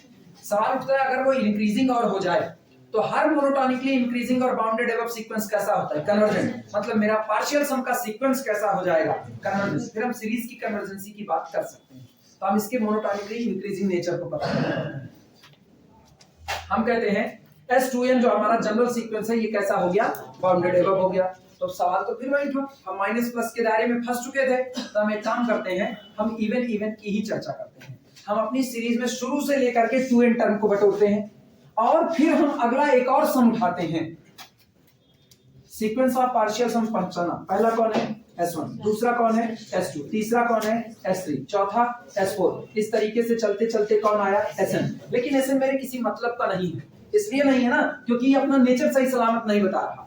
n इवन है, ऑड है, पेयरिंग होगी नहीं होगी नहीं बता रहा, इसलिए मेरे लिए फिलहाल इनका कोई मतलब नहीं है। तो हम आगे बढ़ जाते हैं और आगे कितना?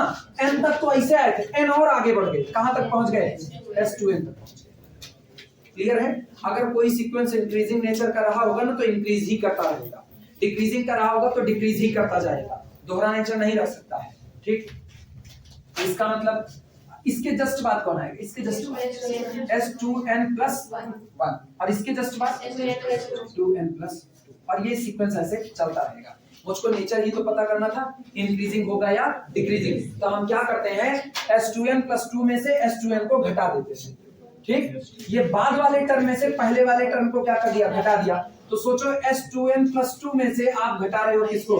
S2n। और आपको पता है S2n + 2 का मतलब होता है U1 - U2 + U3 - U4। चलते चलते सोचो कहां तक? -U2n। लेकिन और आगे बढ़ोगे, कितने टर्म? 2 टर्म और आगे, 2n के बाद 2 टर्म और आगे बढ़ोगे, प्लस U2n + 1 और -U2n + 2। क्यों माइनस रखा? क्योंकि तुमको पता है ये माइनस था तो प्लस और अगला माइनस। ये कौन है? ये पूरा, ये कौन है? पूरा S2n + 2 है। इतनी बात सबको क्लियर है? अच्छा, इसमें से किसको घटाना है? S2n को। आओ घटाते हैं, ध्यान देना। S2n ये लिखा है, सामने पड़ा हुआ है, S2n सामने पड़ा है। ठीक, और चाहे तो यहां देखना, ये पड़ा है सामने। आओ S2n को घटाते हैं। बोलो, पूरे पर माइनस का मल्टीप्लाई करके दिखाना। क्या लिखें? -U1, फिर क्या लिखें? +U2, फिर क्या लिखें? -U3, फिर +U4। अब बोलो चलते चलते लास्ट में क्या लिखें? -U2n - 1 और +U2 लिख दिया। घटाने के बाद बोलो ये पूरा है S2n + 2 - S2n = बोलो कौन कौन उड़ा? U1 से उड़ गया, U2 से उड़ गया, इस तरह U3 से उड़ेगा, U4 से उड़ेगा। चलते चलते U2n विद माइनस साइन और U2n विद प्लस साइन, खत्म हो गया। अच्छा, ये खत्म हो गया तो ये U2n - 1 इसके आगे कहीं पर U2n - 1 से खत्म हो गया। सब खत्म हो गए। 2 लोग बचे, ये 2 लोग बचे। इसका मतलब हमको मिलता है S2n + 2 - S2n = कितना मिला? U2n + 1 - U2n + 2। और कंडीशन क्या दी गई है कि पहले वाला टर्म बड़ा है, बाद वाला छोटा है। यही तो कंडीशन है। तो इसका मतलब ये बड़ा है और ये छोटा है। बोलो रिजल्ट कैसा है? पॉजिटिव, पॉजिटिव या नेगेटिव? पॉजिटिव आया, इसका मतलब दिस इज ग्रेटर देन 0, या कह दें greater than or equal to 0। और greater than or equal to 0 होने का मतलब है S2n + 2। सोचो इसको उधर ले जा रहे, greater than or equal to S2n। पहले कौन सा टर्म आता है? 2n या 2n + 1? पहले 2n आता है और बाद में कौन आता है? सोचो बाद वाला टर्म पहले वाले से बड़ा हो गया तो सीरीज आपकी कैसी रही होगी? सारी सीरीज कह रहे सीक्वेंस मोनोटोनिकली इंक्रीजिंग रहा होगा, मोनोटोनिकली इंक्रीजिंग। सीक्वेंस को आप शुरू में कह चुके थे बाउंडेड एबव, और अब आप कह रहे हो मोनोटोनिकली इंक्रीजिंग। हर वो सीक्वेंस जो मोनोटोनिकली इंक्रीजिंग बाउंडेड एबव होगा वो कैसा होगा? कन्वर्जेंट। इसका मतलब S2n इज। इतनी बात से आप सहमत हो कि नहीं? क्या हम इस बात को अब लिखें? समझ आया? लिखना पहले इसको। Now S2n + 2 - S2n = this, ऐसे लिखो। क्या करोगे? यही गणित है, यही शुद्ध एनालिसिस के पार्ट है। आपको केवल अपने दिमाग से खेलना है, वरना सवाल आपके दिमाग से खेलने लगेगा।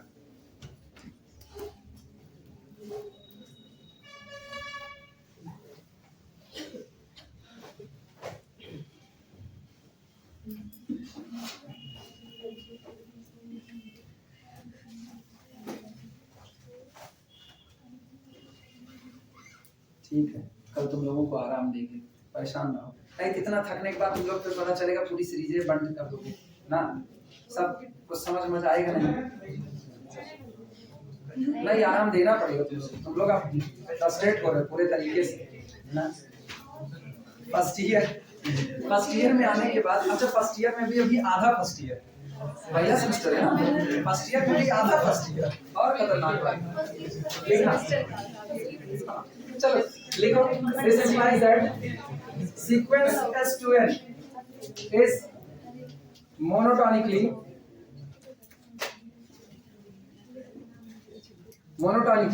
increasing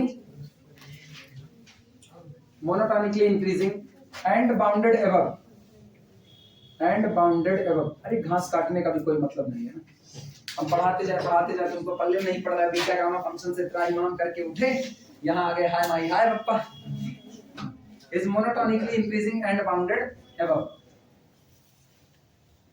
क्या करोगे ना, कंडीशन ही ऐसी है, एक चैप्टर छोड़ोगे दूसरे चैप्टर में आओगे, सोचोगे आप कुछ आसान है, वो और थोड़ा सा मुश्किल पड़ेगा, पीछे जुड़ा हुआ है, उसकी थ्योरी लेके चल रहा है ना, क्या कर सकते हो। ये बिल्कुल वैसा है ना, जैसे एक बहू है अपने सास को आराम देना चाहती है ना, और अब तक उनसे काम करवा रही थी, उसको खाली एक बात कहती है, उठा कूड़ा सांस ले, काड़ी छोड़ा जाल ले, केवल एक काम, उन एक तरफ उनको आराम भी दे रही है कि उठिए थोड़ा सांस ले लीजिए, आराम कर लीजिए, और काड़ी छोड़ करके अब जांच ले लीजिए, जांच जिसपे गेहूं पीसा जाता है वहां आराम कर, एक जगह छोड़ करके दूसरी जगह पे लगाया जा रहा है। कंडीशन यही तुम लोगों की ना, और हम वो आदर्श बहु गोपी बहू हैं जो कह रहे हैं उठा बूढ़ा सांस ले, गाड़ी छोड़ा जाता है।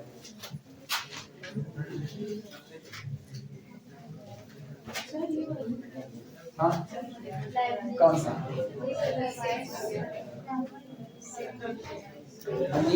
ये लेबनेट्स का अल्टरनेटिंग सीरीज टेस्ट पहले भी हो चुका है, हम पहले करवाए अल्टरनेटिंग सीरीज टेस्ट।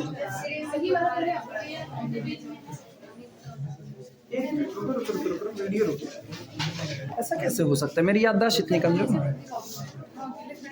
सपोर्ट में हो, भूले हो ना, तभी सपोर्ट में हो, नहीं तो एक बार हुई चीज दोबारा कौन पढ़ता है, वो भी तुम लोग तभी ना पढ़ो। देखो S1 is monotonically increasing and bounded above, ठीक, this implies that, सुनो, sequence monotonically increasing bounded above हुआ तो इसका मतलब sequence S2n कैसा हो गया, कन्वर्जेंट। कंफर्म है, मेरा दिया गया पार्शियल सम का सीक्वेंस कैसा था, कन्वर्जेंट था। अच्छा अगर ये कन्वर्जेंट है तो कहीं ना कहीं तो कन्वर्ज कर रहा होगा, हम मान लेते हैं, so let limit n tending to the infinity S2n, इसकी लिमिट हम मान लेते हैं कितनी आएगी, S। अगर ये सीक्वेंस मोनोटोनिकली इंक्रीजिंग और बाउंडेड है तो पक्का कन्वर्ज करेगा, और अगर कोई सीक्वेंस कन्वर्ज करता है तो जाहिर सी बात है किसी फाइनाइट लिमिट पर कन्वर्ज करेगा, हम मान लेते हैं वो फाइनाइट लिमिट कौन है, कैपिटल S। क्लियर है इतनी बातें। और अगर इसकी लिमिट S है तो हम लोग जानते हैं it means the difference between S2n and S कंफर्मली less than epsilon बनेगा, लिखना।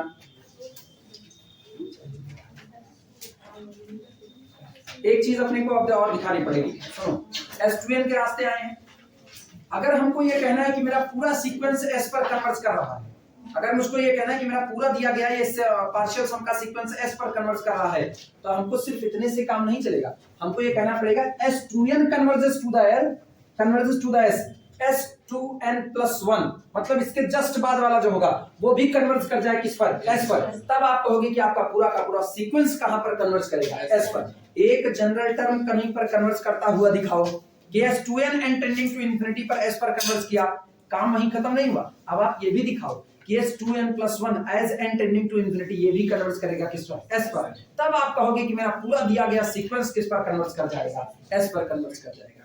क्लियर है, चलो लिखना। Now we shall show that, लिखो लैंग्वेज लिखो, now we shall show that, इतनी दूर आने के बाद वापस तो नहीं लौटेंगे। Now we shall show that, now we shall show that sequence S2n+1, ये वाला सीक्वेंस, वहां कितने टर्म का सम था, 2n का, यहाँ कितने सम, 2n+1 टर्म का, ठीक। Now we shall show that this sequence also converges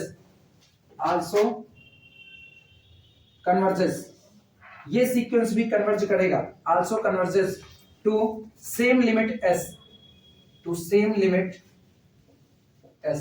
अब हम ये भी दिखाएंगे कि जो आपका 2n+1 टर्म का सम होगा वो भी कहां पर कन्वर्ज करेगा, s पर कन्वर्ज करेगा। चल शुरुआत करते हैं इसके लिए।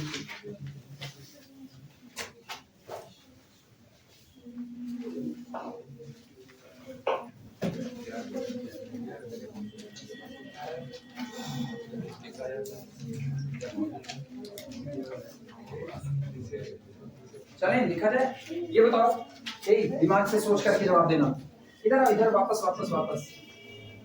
S2n बराबर कितना होता है? S2n, हाँ S2n बराबर कितना होगा बताओ।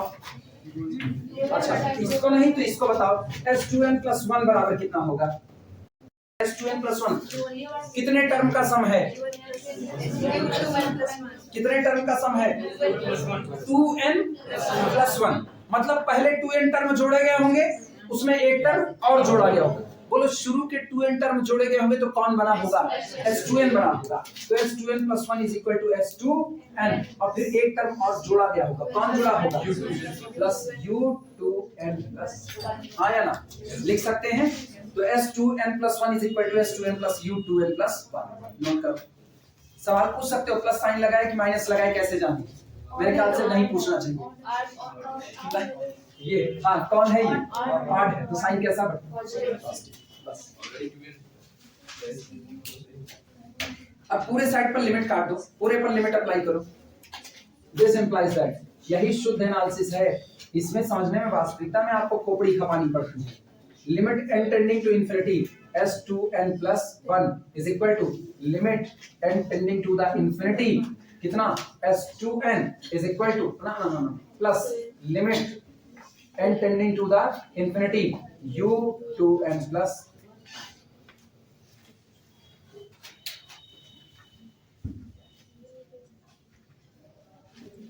जरा लेबनिट्ज के टेस्ट में सेकंड कंडीशन की तरफ निगाह डालो। सेकंड कंडीशन क्या कहती है? Limit of un is equal to 0। और सीक्वेंस की दुनिया में हम लोग पढ़ चुके हैं कि जहां un कन्वर्स करेगा वहीं U2n+1 भी कन्वर्स करेंगे, वहीं 2n+1 भी कन्वर्स करेंगे सब। तो इसका मतलब वो कहता है un कन्वर्जेस टू द 0। तो बोलो इसकी लिमिट कितनी आएगी? 0। लिखना from the second condition, from second condition, from second condition in statement, from second condition in statement limit n tending to the infinity U2n+1 is equal to कितना? 0। Therefore क्या मिला? सुनो इसकी लिमिट कितनी हो गई? आपको क्या मिला? आपको मिलता है limit n tending to the infinity S2n+1 is equal to limit n tending to the infinity S2n। और इसकी लिमिट तुम निकाल चुके हो। इसकी अरे उधर देखो। ये बताओ क्या sequence S2n and sequence S2n+1 दोनों सेम जगह पर कन्वर्ट कर रहे हैं? बस यही तो हमको प्रूफ करना था कि दोनों सेम जगह पर कन्वर्ट कर रहे हैं। अरे अभी खत्म नहीं हुआ, ये जो हम लेके चले, we shall show that this sequence also converges to the S। ये बातें हमने प्रूफ करी कि चाहे आप 2n+1 टर्म का सीक्वेंस बनाओ, चाहे आप 2n टर्म का सीक्वेंस बनाओ, दोनों कहां कन्वर्ज करेंगे? S पर। मतलब अब हमसे कोई कहे, हम दावा ठोक के कहेंगे कि 2n+1 टर्म के सम का सीक्वेंस बनाओ, या सीक्वेंस ऑफ S2n बनाओ, या सीक्वेंस ऑफ S4n बनाओ, सब कहां कन्वर्ज करेंगे? अलग अलग लिमिट पर कन्वर्ज करने वाले नहीं है। नोट करो।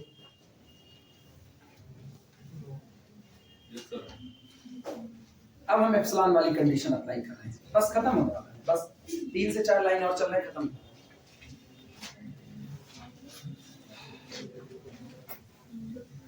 इंपॉर्टेंट है, 7.5 नंबर में एग्जाम में पूछा जाता है, कम पे नहीं होता। 7.5 नंबर का तारा मारा है, और केवल समझ की बात है बस, और पूरा अगर करोगे सही सलामत तो नहीं तो नहीं। अरे आप डिटो ऐसे छात्र से कितना मिल जाएगा? आज नहीं हम चेक करेंगे, पूरी वाली बात है।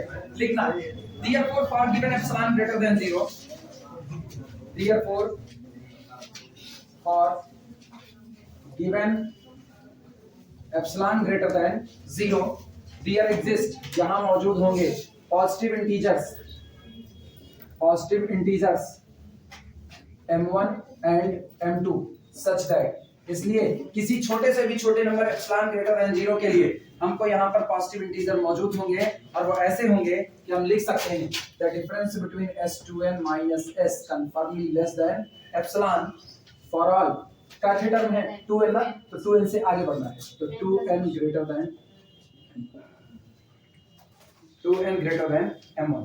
और इसी तरह से s2n+1 के लिखो, फिर तुमको वो इंटीजर नहीं नजर आना चाहिए, इंटीजर नहीं नजर आना चाहिए, तुमको नजर आना चाहिए चलते चलते एक ऐसी कंडीशन बनेगी, उसके बाद हम चाहे जितना आगे चले जाएं, सम ऑफ पार्शियल सम और s दोनों के बीच का अंतर कम से भी कम लेस देन कितना रहेगा, एप्सिलॉन। इसी तरीके से बोलो 2n+1 भी कहां कन्वर्स कर रहा है, s पर, तो 2n+1 minus s less then epsilon for all 2n+1 greater than. याद आया? सीक्वेंस जो लोग पढ़े थे अब केवल उन्हीं के दिन है, जो लोग शुरुआत में सीक्वेंस पढ़े थे यहां से उन्हीं की बातें हैं। और वही नहीं समझ रहे होंगे, वही नहीं समझ रहे होंगे जो लोग सीक्वेंस पढ़े थे, भूल गए, याद दिला रहे हैं, समझ याद दिलाओ, नहीं तुम लोग याद करो। अगर लिखा जाता था limit an is equal to कितना l, तो लिखते थे mod of an minus l less than कितना epsilon for all n। Suffix क्या लगा n, तो for all n greater than or equal to, यही तो ना, ठीक। अभी सफिक्स क्या लगा, तो क्या लिखा 2n greater than or equal to m1, equal to m1 नहीं लगा, तुम लगा दो, लगाओ ना लगाओ, अब तो बात सही है ना, m1 पर खड़े होंगे तब भी limit tending to the epsilon, sorry limit tending to the s, m1 से आगे चले जाएंगे तब भी limit tending to the s। खुली छूट है, लगाओ इक्वालिटी, ना लगाओ खुली छूट, कोई रोक टोक थोड़े ना, लगाना है लगा दो, जहां तुम्हारा मन, मेरा मन थोड़ी, लगा दो, कोई दिक्कत।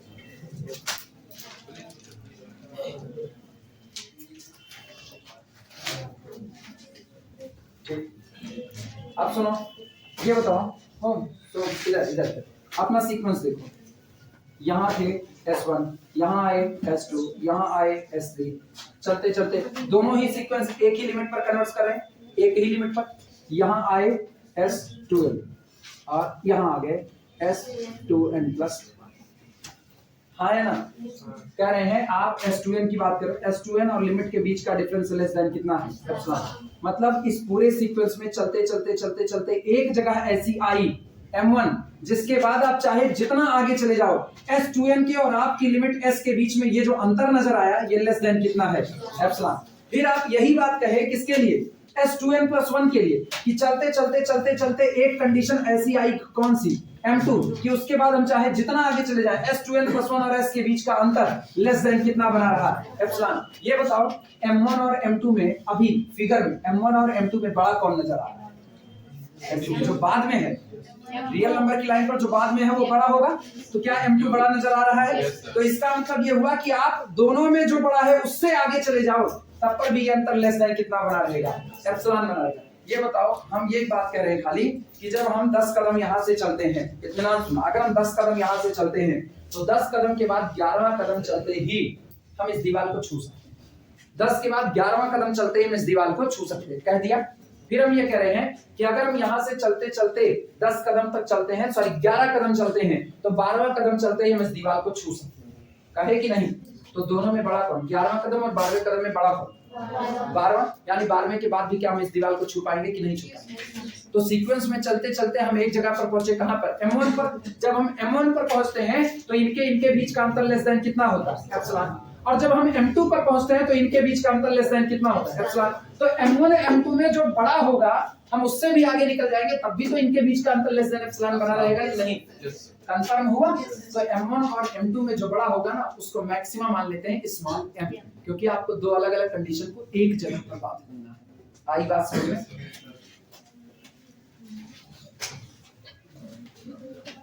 लिखो let m is equal to maxima of m1, m2। ये दोनों में से जो बड़ा होगा ना उसको हम स्मॉल m कहते हैं, जो भी बड़ा, m1 बड़ा होगा तो m1 को m कह देंगे, m2 बड़ा होगा तो m2 को m कह देंगे। और सोचो यहां से क्या मिलेगा, देन अब ऊपर वाली कंडीशन को मॉडिफाइड करो, मॉड ऑफ s2n मतलब difference between s2n and s less than कितना, epsilon, for all 2n greater than m। हाँ, अगला देखना इसमें, चलो greater than or equal to लगा दे, तुमको दिक्कत लगे। Mod of s2n plus 1 minus s less than कितना, epsilon, for all 2n greater than or equal to, sorry 2n plus 1 greater than or equal to, लिख सकते हैं कि नहीं, नोट करो। अब खोपड़ी घुमाओ और दिमाग चलाओ। जनरल टर्म कौन था, 2n, दौड़े तब भी आप s से, आपके और s के बीच का अंतर लेस देन कितना, जनरल टर्म कौन है, 2n प्लस 1, तब पर भी आपके और s के बीच का अंतर लेस देन एप्सिलॉन। मतलब सोचो आप 2n पर खड़े हो तब भी less than epsilon, 2n plus 1 पर खड़े हो तब भी लेस देन एप्सिलॉन। सारी बात खत्म करो। हम इन शॉर्ट यही कह रहे हैं, जब हर बार मेरे और s के बीच का अंतर लेस देन एप्सिलॉन है तो हम एक लाइन में कहें हम जनरल टर्म sn पर खड़े हैं तो मेरे और मेरी लिमिट के बीच का अंतर लेस देन कितना हो गया, एप्सिलॉन। कन्वर्स कर गए कि नहीं कर गए? इसका मतलब हम सीधे लिख सकते हैं, this implies that mod of sn minus s less than कितना, एप्सिलॉन। सारा माजरा ही खत्म कर दिया। s2n हटाओ, s2n प्लस हटाओ, सीधे कहो कि आप जहां खड़े हो रहे हो आपके और लिमिट के बीच का अंतर लेस देन एप्सिलॉन है, कब, जनरल टर्म पर। तो जनरल टर्म तो हमेशा किससे रिप्रेजेंट करते हैं, sn से, मतलब sn minus s less than कितना हो गया, epsilon, for all n greater than r equal to, आ गए वहीं पर, हो गया।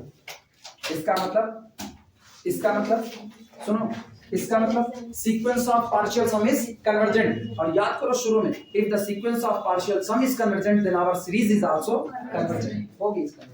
This implies that sequence sn is convergent, so given series is also convergent. इसलिए दी गई सीरीज भी कैसी होगी, कन्वर्जेंट। नोट कर लो, ये टेस्ट यहां पर खत्म होता है।